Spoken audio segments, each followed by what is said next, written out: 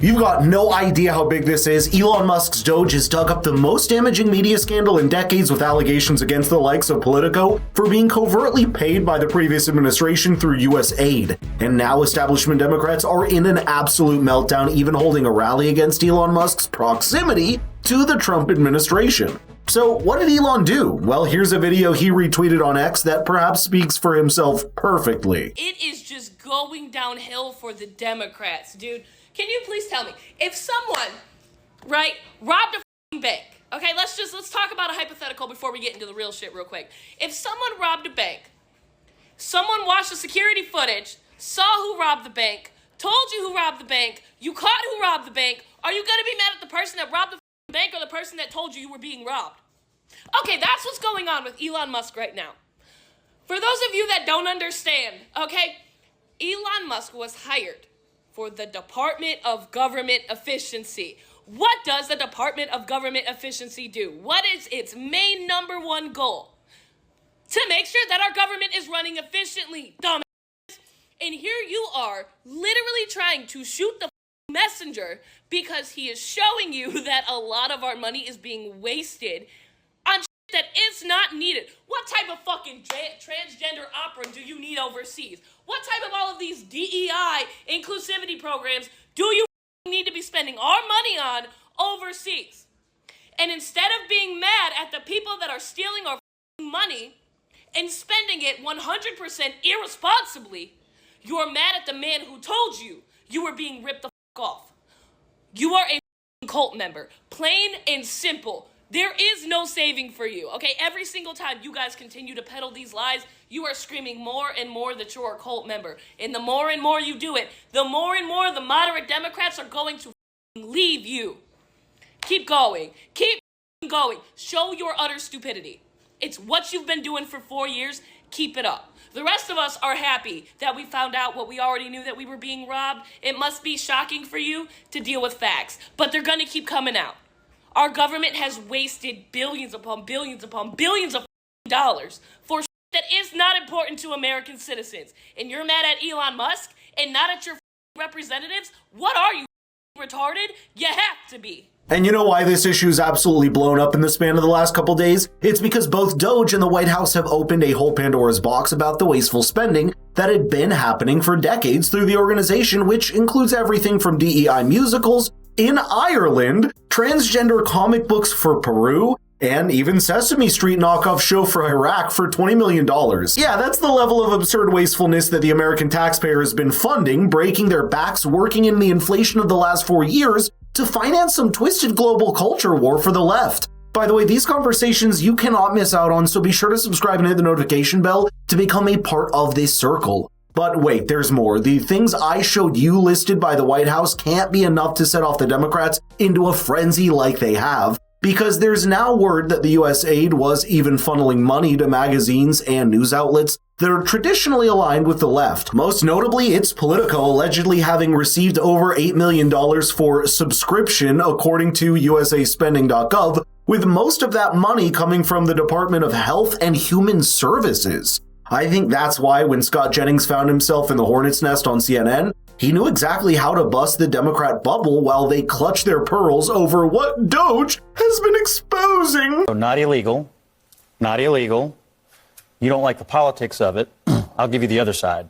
This is radical transparency on these USAID grants and other parts of the government that typically operate in an opaque fashion. And plenty of law degrees here. I'll give you the political view. The American people elected Donald Trump because they thought he was going to be a sledgehammer against this government and against the out-of-control bureaucracy, and Elon Musk is the instrument of the destruction. And there is nothing bad about the politics of this right now, about going through the government and reporting to the American people, did you know your money's going here? Did you know your money's going there? It's all upside for Trump. Not just that, it has given a lot of people a whole new lens to look at past events with. For example, remember when Politico slyly tried to add a non-existent apostrophe to Joe Biden's infamous garbage comment against Trump voters? Or when it was one of the first magazines trying to dismiss the Hunter Biden laptop story as Russian disinformation. What's crazier is that while Politico may be in the line of fire for the Trump administration at this point, we've got no idea how many other outlets there are a lot more financially tainted than we now know. And for example, Donald Trump himself filed a massive lawsuit against CBS and 60 Minutes for deceptively editing an answer for Kamala Harris during the election campaign, trying to make her sound better than she did. And in a string of such incidents where we've seen the mainstream media align itself politically, the financial disclosures we're seeing from Doge could have a lot more networks roped into this troubling news controversy. That's because this brewing scandal against Politico has now reached as high up as the House of Representatives, with even Jim Jordan naming Politico and demanding some tough answers. Now it's being reported that there's something even maybe worse going on. It's been reported today that media outlets were paid millions of dollars by USAID. Now, the media outlets are saying this is for subscriptions to their publication, but I find that interesting. And one of the particulars that's pointed out, the FDA paid Politico $517,000 for 37 subscriptions. That seems kind of high to me. Does that seem that way to you, Mr. Schatz?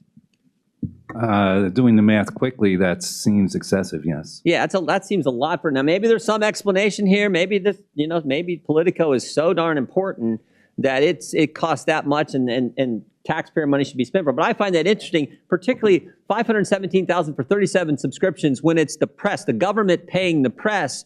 Does that in some way maybe jeopardize what the press, the free press that we're supposed to have in our great country?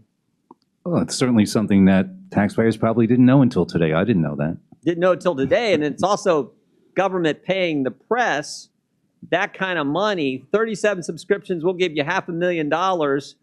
Might Politico write favorable things about the particular administration who's paying that money? I don't know. I'm not saying that happened, but you can sure look at some of the things that's been reported by some of the press, particularly Politico, and you can't help but ask that question. By the way, this kind of social media subversion is nothing new because media is simply a tool in the information warfare, and it's been known for decades that the US government and USAID have been funneling money to create media assets abroad. For example, one of the most famous incidents from the past decade was the USAID covertly funding the creation of a supposedly homegrown app called Zunzuneo in Cuba. It was a Twitter-like social media app heavily centered around political discourse and was meant to get around the heavy internet censorship of Cuba, but for the tens of thousands of Cubans that signed up to the app and gave away their precious political and personal data, well, it was too late when they found out that the app was more meant to get a handle on Cuban political discourse for the US and to encourage revolt against the government.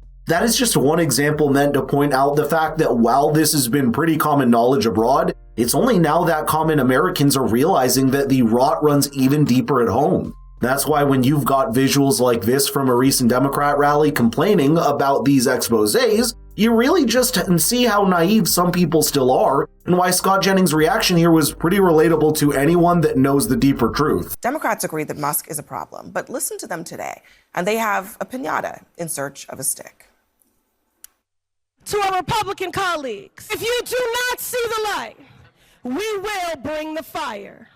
Resist! We are going to be in your face. We are going to be on your asses. We have days to stop the destruction of our democracy. We have work to do. Tell Elon Musk to take his hands off your money. We don't pledge allegiance to the creepy 22-year-olds working for Elon Musk. We pledge allegiance to the United States of America. And goddamn it, shut down the city! We are at war! We will win!